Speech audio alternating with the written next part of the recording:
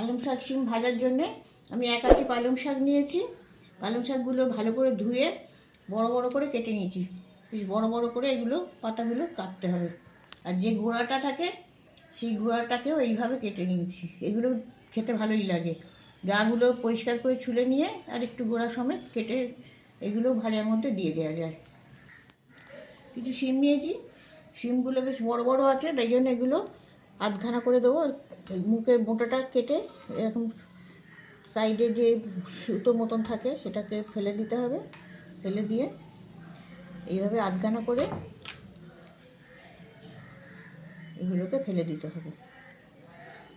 এইভাবে শিমগুলোকে কেটে নিতে হবে। যদি ছোট শিম হয় তাহলে গোটাটাই দিয়ে দেওয়া যায়, দুদিকের বোঁটাটা কেটে আর গোটাটাই দিয়ে দেওয়া যায়। এরকমভাবে আমি সব শিমগুলোকে কেটে নেব।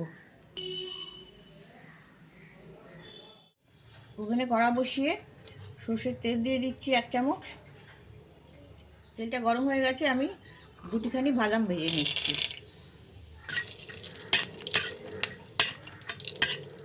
বাদামগুলো ভাজা হয়ে গেছে, এগুলো তুলে নিচ্ছি।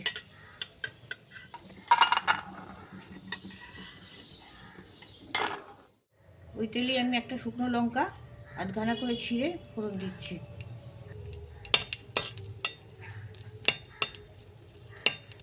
এতে দিচ্ছি 1/2 চা চামচ সর্ষে আর 1/2 চা চামচ জোয়ান।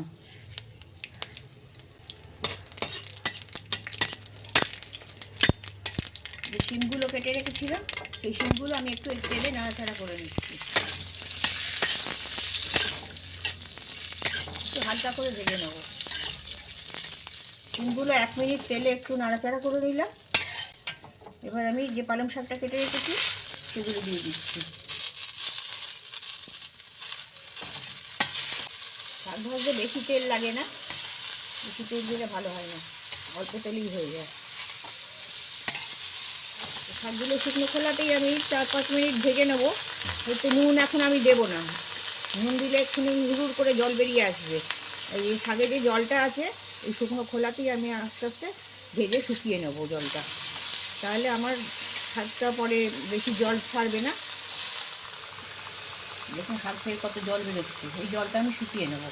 দেখুন 5 মিনিট মতন ভাজলাম, তাতে শাকের যে জলটা ছিল অতিরিক্ত সেটা অনেকটা শুকিয়ে গেছে। এবার আমি এর মধ্যে নুন দেবো। শাকে খুব বেশি নুন লাগে না, সামান্য নুন অল্প করে দিয়ে দিলাম। খুব সামান্য একটু 1/4 চা চামচ হলুদ একটু দিচ্ছি। দুটো গোটা কাঁচা লঙ্কা দিয়ে দিলাম ফ্লেভারের জন্যে। আর 1 মুঠো কড়াইশুঁটি ওর সাথে দিয়ে দিলাম।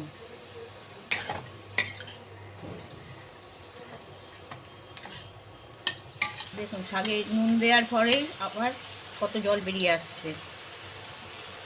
অর্ধেকটা জল আমি এমনি শুকিয়ে নিয়েছি, কিন্তু তারপরেও আবার নুন দিতে এতটা জল বেরিয়ে এসছে। ওভেনের আঁচটা আমি কমিয়ে দিচ্ছি, আর যে জলটা আছে ওই জলটা দিয়ে এই সবজিগুলো সব সেদ্ধ করে নেবো। আর আমি বাড়তি অতিরিক্ত কিছু জল দিচ্ছি না। 2-3 মিনিট পরে আমি ঢাকনা খুলবো। 3 মিনিট পরে ঢাকনা খুলছি।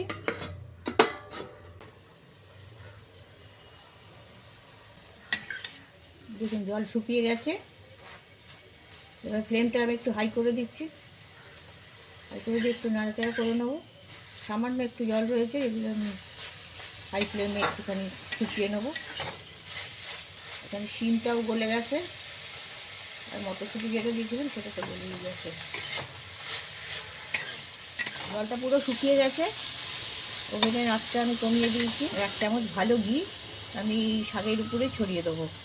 এতে কি হবে, আপনার ভাতেতে ঘিটা মাখতে লাগবে না, শাকের থেকেই ঘিয়ের গন্ধটা বেরিয়ে আসবে। ঘিটা মিশিয়ে দিচ্ছি।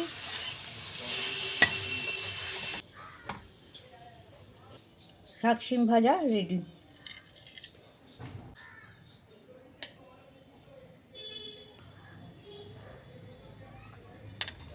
যে বাদামটা ভেজে রেখেছিলাম সেগুলো ক্রাশ করে নিয়েছি, নিয়ে পরিবেশনের আগে এগুলো উপর থেকে ছড়িয়ে পরিবেশন করবেন।